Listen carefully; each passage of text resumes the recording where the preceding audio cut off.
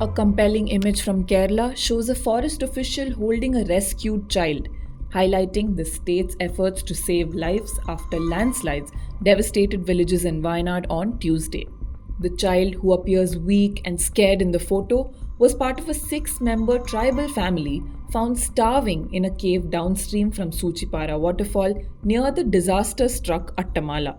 A brave 8-hour rescue mission by the Forest Department saved the family, which includes 4 children under the age of 5. Kalpetta Forest Range Officer K. Ashif said the mission involved crossing rocky terrain and persuading the family to leave for their safety. He was joined by Section Forest Officer Jayachandran, Beat Forest Officer K. Anil Kumar, and Rapid Response Team member Anup Thomas.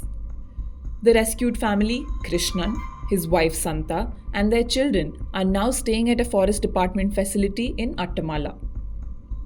Ashif explained that on the first day of the tragedy, after rescue teams established a ropeway across the river at Churanmala, he and Jayachandran checked on residents of a tribal colony in Attamala.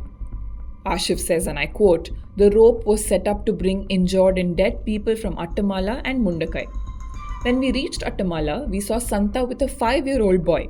Other women were urging her to return to her home, which was away from the colony in a cave.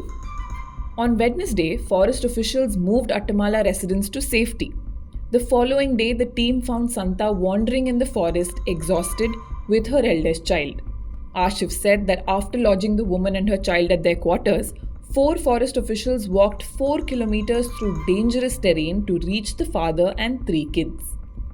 They carried a blanket, some biscuits, and a rope. Using the rope, the team climbed down slippery rocks to reach the cave. The range officer says, and I quote, "It was filled with water. The children and Krishnan were squatting under a nearby sheet. We were afraid they wouldn't come with us, but Krishnan agreed when we explained the danger.